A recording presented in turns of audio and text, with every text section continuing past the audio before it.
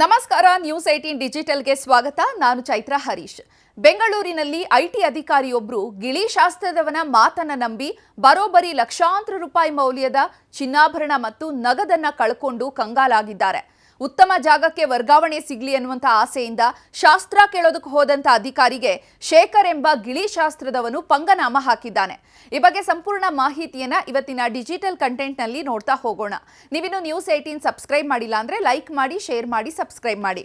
ಹೌದು, ಕೇವಲ ಗಿಳಿಯನ್ನ ಇಟ್ಕೊಂಡು ಭವಿಷ್ಯ ನುಡಿಯುವವನ ಮಾತಿಗೆ ಮರಳಾದಂತಹ ಸರ್ಕಾರಿ ಅಧಿಕಾರಿಯೊಬ್ರು ಇಂದು ಬೀದಿಗೆ ಬರೋ ರೀತಿ ಆಗಿದೆ.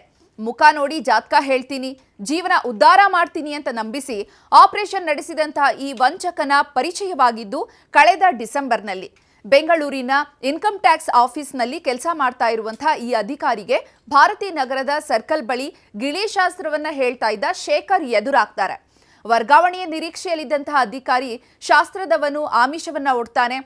ಈ ಅಧಿಕಾರಿ ವರ್ಗಾವಣೆಗೋಸ್ಕರ ಒಳ್ಳೆ ಜಾಗಕ್ಕೆ ವರ್ಗಾವಣೆ ಸಿಗಬೇಕು ಅಂತ ಆ ಶಾಸ್ತ್ರದವನ ಆಮಿಷಕ್ಕೆ ಒಳಗಾಗ್ತಾರೆ.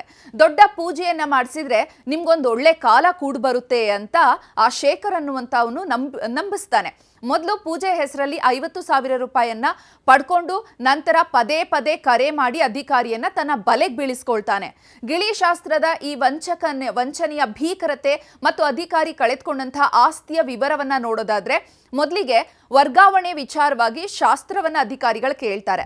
ಆಗ ದೊಡ್ಡ ಮಟ್ಟದ ಪೂಜೆ ಮಾಡಿಸ್ಬೇಕು, ಆಗ್ಲೇ ನಿಮ್ಮ ಇಷ್ಟಾರ್ಥಗಳು ಸಿದ್ಧಿ ಆಗೋದು ಅಂತ ಈ ಶೇಖರ್ ಎಂಬಾತ ನಂಬಿಸ್ತಾನೆ.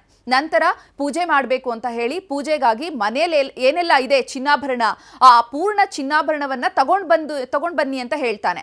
ಇದನ್ನ ನಂಬಿದಂತಹ ಅಧಿಕಾರಿ ಸುಮಾರು 35 ಲಕ್ಷ ರೂಪಾಯಿ ಮೌಲ್ಯದ 194 ಗ್ರಾಮಷ್ಟು ಚಿನ್ನಾಭರಣ ಮತ್ತು 1 ಕೆಜಿ 300 ಗ್ರಾಮ್ ಅಷ್ಟು ಬೆಳ್ಳಿಯನ್ನ ಈ ವಂಚಕನ ಕೈಗೆ ತಗೊಂಡು ಬಂದು ಅಧಿಕಾರಿ ನೀಡ್ತಾರೆ.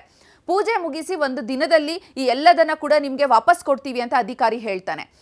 ನಂತರ ಇನ್ನೂ ಕೂಡ ಪೂಜೆ ಮುಗ್ದಿಲ್ಲ, 1 ವಾರ ಕಾಲ ಬೇಕು ಅಂತ ಹೇಳಿ 1 ವಾರಗಳ ಕಾಲ ಸತಾಯಿಸ್ತಾನೆ. ಕೊನೆಗೆ ಅಧಿಕಾರಿ ಆತ ಕುಳಿತುಕೊಳ್ತಾ ಇದ್ನಲ್ಲ ಆ ಜಾಗಕ್ಕೆ ಹೋದಾಗ ಅಲ್ಲಿ ಗಿಳಿ ಕೂಡ ಇರೋದಿಲ್ಲ, ಈ ಶಾಸ್ತ್ರ ಹೇಳೋನ್ ಕೂಡ ಇರೋದಿಲ್ಲ. ಅವಾಗ ಈ ಅಧಿಕಾರಿಗೆ ತಾನು ಮೋಸ ಹೋಗಿರುವಂಥದ್ದು ತಡವಾಗಿ ಅರಿವಿಗೆ ಬರುತ್ತೆ. ಆಗ ಕೂಡಲೇ ಅಧಿಕಾರಿ ಭಾರತೀ ನಗರ ಪೊಲೀಸ್ ಠಾಣೆಯಲ್ಲಿ ದೂರನ್ನು ಕೂಡ ದಾಖಲಿಸಿದ್ದಾರೆ. ಸದ್ಯ ಪೊಲೀಸರು ಈ ಚಾಣಾಕ್ಷ ಗಿಳಿ ಶಾಸ್ತ್ರದವನಿಗಾಗಿ ಹುಡುಕಾಟ ನಡೆಸುತ್ತಿದ್ದಾರೆ. ಒಟ್ನಲ್ಲಿ ದೊಡ್ಡ ಹುದ್ದೆಯಲ್ಲಿ ಇಟ್ಕೊಂಡು ಎಲ್ಲವನ್ನ ಬಲ್ಲಂತಹ ಅಧಿಕಾರಿಯೇ ವರ್ಗಾವಣೆ ಆಸೆಗೆ ಬಿದ್ದು ಗಿಳಿ ಶಾಸ್ತ್ರದವನ ಮಾತಿಗೆ ಮರಳಾಗಿರೋದು ದುರಾದೃಷ್ಟಕರ. ಕಷ್ಟಪಟ್ಟು ಸಂಪಾದಿಸಿದ ಲಕ್ಷಾಂತರ ಮೌಲ್ಯದ ಚಿನ್ನಾಭರಣ ಈಗ ವಂಚಕನ ಪಾಲಾಗಿದೆ. ಮೂಢನಂಬಿಕೆಗೆ ಬಲಿಯಾದ ಅಧಿಕಾರಿಯ ಪರಿಸ್ಥಿತಿ ಈಗ ಗಿಳಿಯೂ ಇಲ್ಲ ಗಂಟೂ ಇಲ್ಲ ಅನ್ನೋ ರೀತಿ ಆಗಿದೆ. ನಿರ್ಭೀತ, ನಿಷ್ಪಕ್ಷಪಾತ, ವಿಶ್ವಾಸಾರ್ಹ ಸುದ್ದಿಗಳಿಗೆ ಮತ್ತೊಂದು ಹೆಸರಾಗಿರುವ ನ್ಯೂಸ್ 18 ಕನ್ನಡ ಈಗ ಆಪ್ನಲ್ಲೂ ಲಭ್ಯವಿದೆ. ದಯವಿಟ್ಟು ಇಲ್ಲಿರುವ QR ಕೋಡ್ ಅನ್ನು ಸ್ಕ್ಯಾನ್ ಮಾಡಿಕೊಂಡು ಆಪ್ ಡೌನ್ಲೋಡ್ ಮಾಡೋದಕ್ಕೆ ಮರಿಬೇಡಿ. ನಿಮ್ಮ ಬೆಂಬಲ ಹೀಗೆ ಸದಾ ನಮ್ಮೊಂದಿಗಿರಲಿ. ಧನ್ಯವಾದ.